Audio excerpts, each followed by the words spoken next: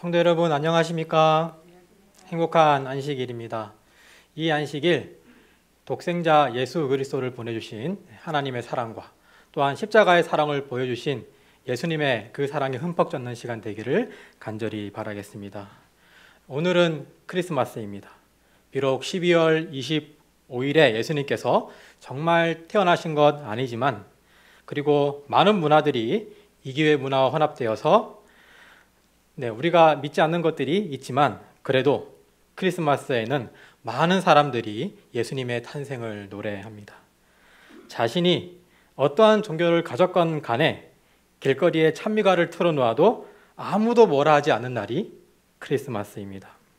이맘때가 되면 백화점과 길거리에 가면 흔하게 들을 수 있는 노래가 있습니다. 우리 찬미가 123장인데요. 다 함께 가사를 한번 보도록 하겠습니다. 천사 찬송하기를. 제가 읽어보겠습니다. 천사 찬송하기를 거룩하신 아기께 영광 돌려보내세 구주 탄생하셨네. 크고 작은 나라들 기뻐 화답하여라. 천사 노래하는 중 왕의 왕이 나셨네. 영원하신 우리 주 예수께서 나셨네. 하늘에는 영광이 사람 중엔 평화라. 3절은 다 같이 한번 읽어보겠습니다. 시작. 빛과 생명 가지고 이 세상에 오신 주 사망 권세 이기고 영생기를 여셨네. 땅에 사는 인생들 거듭나게 하셨네. 오늘 우리는 더욱더 예수님의 탄생을 찬양하는 안식일이 되었으면 좋겠습니다. 그리고 세상 모든 사람이 예수님께서 이 땅에 성육신하심으로 우리가 얻게 되는 복음을 알아가기를 간절히 기도합니다. 크리스마스가 되면 부모님들은 자녀들에게 선물을 준비합니다. 그런데 어린 아이들만 선물을 좋아하는 것이 아닙니다. 여기 계신 모든 분들도 선물을 좋아할 것입니다. 여러분들은 어떤 선물 받고 싶으신가요? 생각해 보셨습니까? 저도 마음속으로 가지고 싶은 선물이 있습니다. 그런데 보통 우리가 선물을 받게 되면 받고 싶었던 선물과 받은 선물이 일치합니까? 일치하지 않습니까? 일치할 때도 있고 일치하지 않을 때도 있습니다. 어떤 경우는 참 받아들이기 힘든 선물도 있습니다. 만약에 친구에게서 크리스마스에 선물을 받았는데 앞에 포스트잇으로 이렇게 적혀 있습니다. 너에게 꼭 필요할 것 같아서 준비했어. 도움이 되었으면 해 라는 글이 적혀 있는 겁니다. 그래서 이 친구가 나에게 꼭 필요한 것이 무엇이라고 생각하고 선물을 샀을까 뜯어봤는데 이런 책이 나왔다고 생각해 봅시다. 지적 대화를 위한 넓고 얇은 지식이거나 기분이 태도가 되지 않게 이런 책을 넣어줬어요. 여러분 기분이 어떨 것 같습니까? 다 제가 가지고 있는 책들입니다. 저에게 해당되는 책들입니다. 내가 지적 대화가 되지 않을 정도로 지식이 없다고 날 생각하나? 내가 매일 기분대로 행동하나? 라고 생각할 겁니다. 그리고 정말 고맙다고 말하고 그 선물을 받으면은 어떤 의미에서 사실 나는 아는 것도 없고 기본대로 행동해서 이 선물이 정말 고마워라고 인정하는 것처럼 되어버리는 느낌을 받을 때도 있습니다. 나의 약점을 보완해주는 선물들은 자존심을 버려야 받을 수 있는 선물들이 있는 것입니다. 나에게 흠과 약점이 있어서 도움이 필요함을 인정하는 셈이기 때문입니다.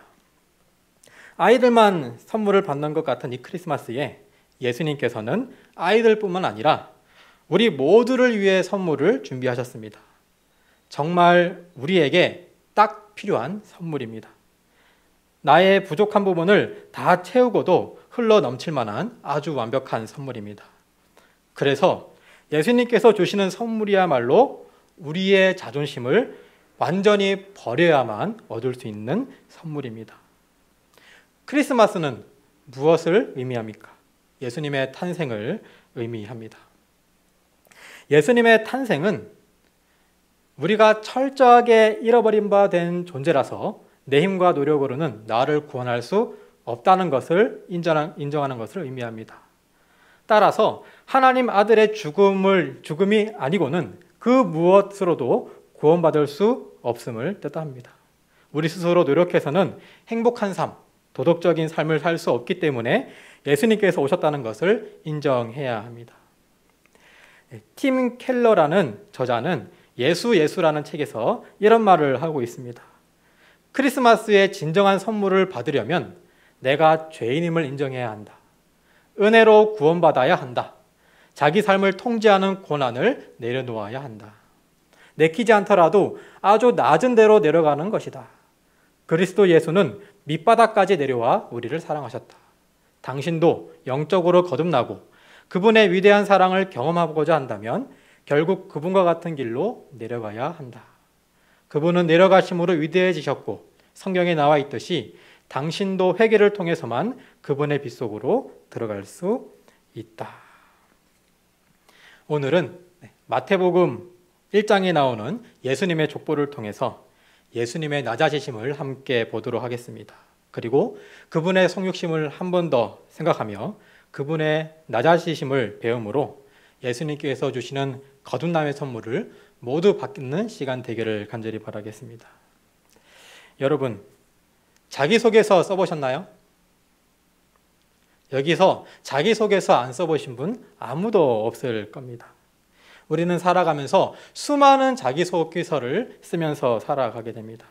언제 자기소개서를 씁니까? 대학교에 들어가기 위해, 직업을 얻기 위해, 간단하게는 SNS, 인터넷에 가입하기 위해서도 간단한 자기소개서가 필요합니다. 우리는 자기소개서를 줄여서 자소서라고 많이 이야기합니다. 그런데 자소서를 부르는 다른 말이 있는 걸 아십니까? 자소설이라고 이야기하기도 합니다. 역설적으로 자기소개서에는 정말 자신의 본 모습을 소개하는 것보다는 내가 자랑하고 싶은 것들, 내가 잘하는 것, 내가 쓰고 싶은 것을 부풀려서 적기 때문에 자기소개서가 자기소개 소설이 되어버린다고 하는 것입니다. 보통의 자기소개서에는 공통적으로 하는 질문들이 있습니다. 그 중에 가장 적기 힘든 질문이 이것입니다. 당신의 부족한 부분이 무엇입니까? 이 부족한 점을 고치기 위하여 어떤 노력을 합니까? 다 좋은 내용만 적어야 되는데 나의 부족한 부분을 적으라고 이야기하고 있는 것이죠. 그래서 저는 어떤 자기소개서에 이렇게 적었습니다. 저는 너무 인간적인 것이 단점입니다. 그래서 감정적으로 호소하는 사람들의 부탁을 거절하지 못합니다. 여러분, 이 단점이라고 이야기할 수 있습니까? 저는 최대한 단점을 장점처럼 부풀려서 적은 것이죠. 자기소개서에는 또 나의 이력을 적는 부분도 있습니다. 이력 또한 최대한 부풀려서 적습니다. 나를 상대방에게 최대한 잘 보이려고 하는 것입니다. 우리나라에서 이 자기소개서를 대신하는 것이 있습니다. 2006년도 경향신문에 기재된 기사입니다. 제목이 뭡니까? 족보에 빠진 이름 넣어주겠다. 노인들에게 수천만 원 가로채입니다. 사기꾼들이 유령회사를 설립하고 사람들에게 접근합니다. 족보에 이름이 빠졌는데 돈을 내면 내가 다시 족보에 입적시켜주겠다라고 이야기하고 있는 것이죠. 그리고 이 말에 143명의 사람들이 8천만 원이라는 돈을 냈다고 하는 것입니다. 맞습니다. 우리 사회에서 자기소개서를 대신하는 것이 있다면 바로 족보입니다. 나의 조상들은 어떤 관직에 있었으며 나의 할아버지는 누구고 아버지는 누구인가, 이것이 나를 소개하는 도구가 될 수 있다고 하는 것이죠. 현대시대에도 이것은 마찬가지인 것 같습니다. 그리고 시대를 거슬러 올라가면 올라갈수록 이것은 더욱더 심했습니다. 마태복음 1장에는 예수님의 족보가 나오죠. 이 족보는 사실 예수님의 이력서라고 해도 과언이 아닙니다. 시대를 거슬러 올라갈수록 특히 지파, 가족 중심의 공통사회였던 예수님의 시대에는 더욱더 족보를 중요하게 생각했습니다. 당시 이력서는 집안과 혈통과 가문이었습니다. 즉 족보를 공개한다는 것은 나 이런 사람이다 라고 말하는 것과 마찬가지인 것이었죠. 흥미롭게도 당시 사람들도 요즘처럼 이력서를 위조했다고 합니다. 우리가 자신의 경력 중에서 불리한 부분을 빼는 것처럼 말이죠.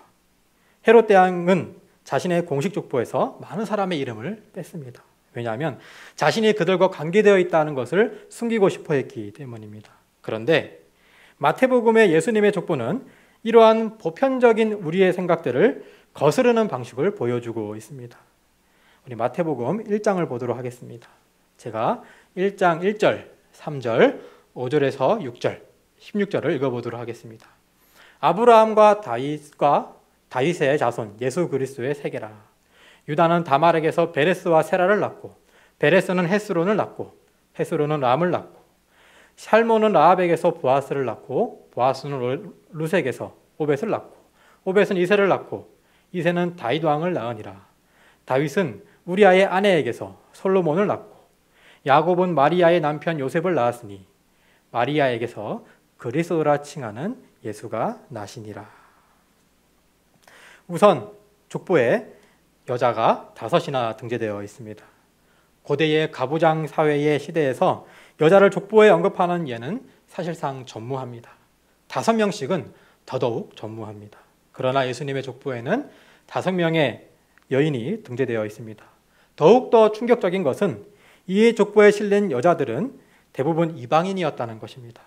다말과 라합은 가나안 사람이었고 룻은 모압 사람이었습니다. 고대 유대인들은 이런 나라 출신들을 부정하게 취급했습니다. 성전과 성막에서 예배를 드릴 수 없었습니다. 그런데 이러한 이방인 여자들이 예수님의 족보에 있었다고 하는 것이죠. 그리고 예수님의 족보에는 놀라운 특징이 하나 더 있습니다. 우리라면 자기소개서에 숨기고 싶은 장면들을 뺄 것 같은데 마태는 특정해서 더욱더 강조해서 적고 있다고 하는 것입니다. 적지 않아도 될 만한 특정한 일문들을 거론하면서 어찌 보면 생각하기도 싫은, 다시 떠올리기도 싫은 성적으로 부도덕했던 역사를 떠올리게 한다는 것입니다. 다말을 기록하였습니다. 마태복음 1장 3절 유다는 다말에게서 베레스와 세라를 낳고 라고 기록하고 있습니다. 이때 일을 떠올려 봅시다. 다말은 시아버지 유다를 속여서 자신과 동침하게 만들었습니다. 역대상의 족보는 확실하게 이야기합니다. 유다의 며느리 다말이 유다에게서 베레스와 세라를 낳아 주었더니. 이러한 범죄는 성경 어디를 보나 하나님의 법에 어긋나는 행위입니다. 제가 만약 족보를 적는다고 하면 일상적인 표현만 할 것입니다. 유다가 베레스를 낳고 이렇게 해도 깔끔하지 않습니까? 그런데 어떻게 표현합니까? 꼭 유다가 다말에게서 베레스와 세라를 낳았다는 것을 명시해야 합니까?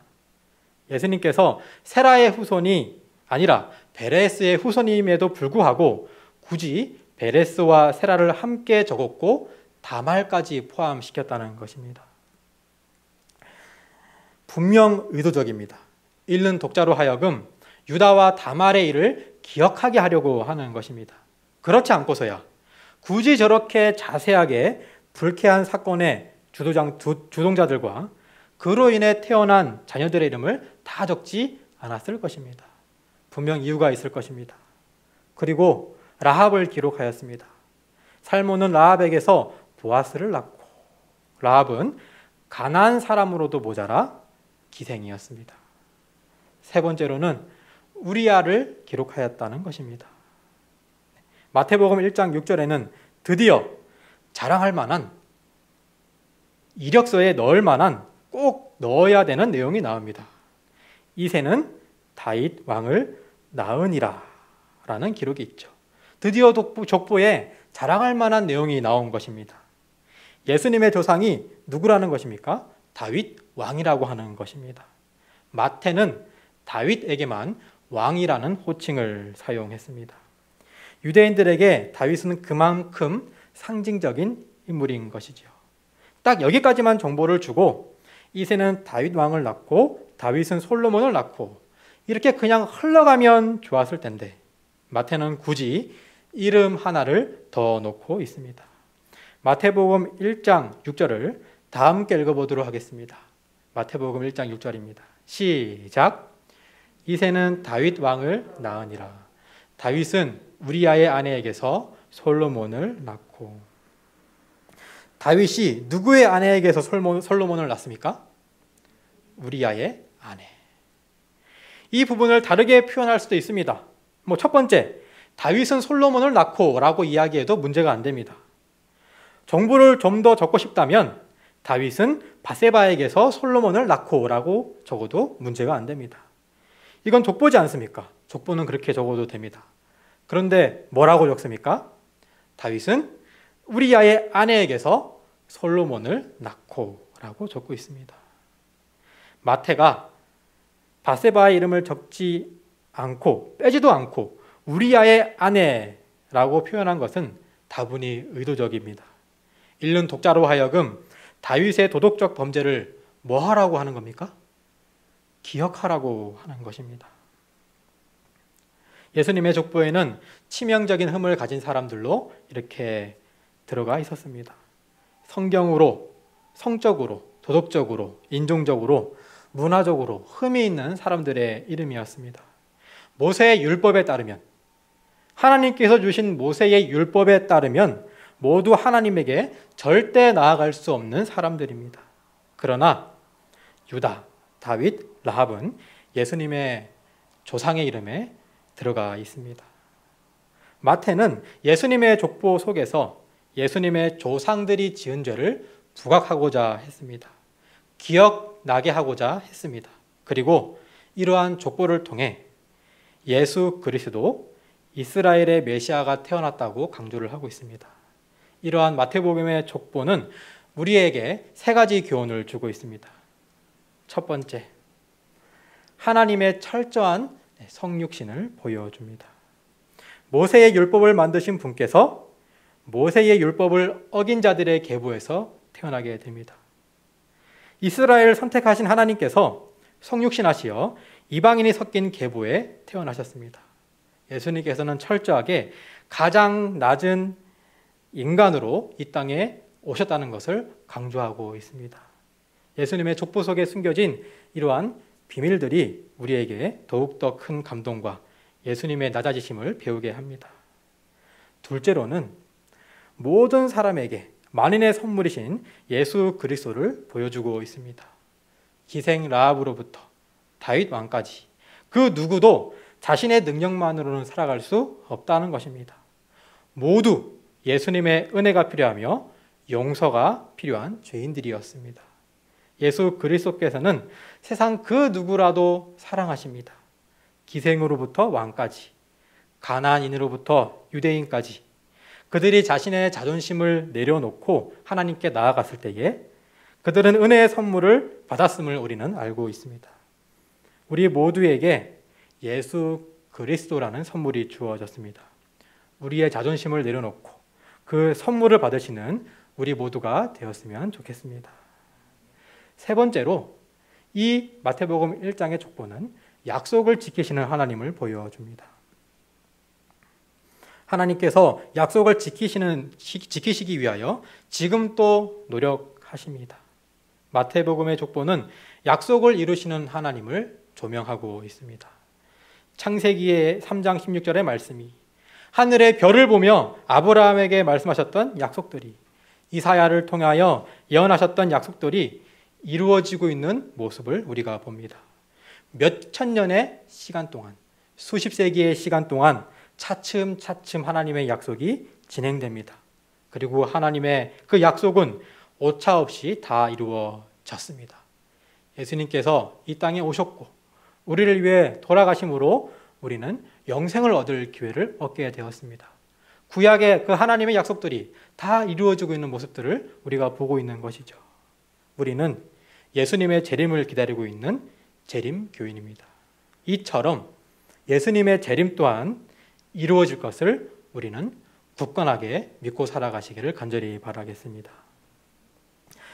마지막으로 한 일화를 소개하고자 합니다. 유명한 미국의 기독교 역사학자인 찰스 베어드에게 하루는 기자가 물었습니다. 박사님, 당신은 평생토록 역사를 연구해 오셨는데 깨달은 것을 요약하면 무엇입니까? 그랬더니 찰스 베어드 박사는 4가지로 추려서 이야기를 했습니다. 첫 번째, 하나님은 멸망시킬 자에게 권력을 줘서 날뛰게 하신다. 하나님이 어떤 나라나 인물을 멸하시고자 하실 때에는 반드시 그 사람이나 나라가 권세욕으로 날뛰고 있을 때라고 하는 것입니다. 다시 말해서 자기 자랑, 자기 의지, 자기 교만에 빠질 때 멸망하더라고 하는 것이었습니다. 둘째, 하나님의 심판의 맷돌은 더디게 돌지만 아주 작은 것까지 간다는 것이었습니다. 하나님께서는 심판의 맷돌을 아주 천천하게 돌리고 계십니다. 그래서 사람들이 잘 의식하지 못합니다. 그러나 마지막에는 의는 의로, 불의는 불의로, 선은 선으로, 악은 악으로 드러나게 하십니다. 따라서 잠시 우리가 나의 삶을 돌아보면서, 세상 역사를 보면서, 나의 주변에 일어나는 일들을 보면서 공의가 없다, 공의가 사라졌다 라고 말해서는 안 된다고 하는 것입니다. 세 번째로는 하나님의 계획과 의는 반드시 이루어진다고 하는 것이죠. 이런 예를 들었습니다. 벌은 꽃이 만들어 놓은 꿀을 탈취하지만 꿀을 빼앗아가면서 동시에 꽃가루를 옮겨서 수정하게 만들고 열매도 맺게 합니다. 이와 마찬가지로 이 세상에는 꿀벌과 같은 강도, 악인들로 가득한 것처럼 보이지만 그러나 하나님께서는 그 모든 것을 섭리하시고 주관하고 계신다는 겁니다. 그래서 이 모든 것들을 통해서 하나님께서는 선한 역사를 이루어 가신다는 것입니다. 이 세상이 악한 것들로 가득 차 보이지만 그 가운데서도 하나님께서는 여전히 살아계시며 여전히 공의로 그리고 선의로 모든 것을 섭리하고 계신다는 것입니다. 네 번째로는 어두움이 깊을수록 별이 또렷하게 보이고 별이 보이면 날이 밝아온다는 것입니다. 따라서 이제 모든 게 끝났다, 우리는 망했다, 소망이 없다라는 말을 해서는 안 된다고 하는 것입니다.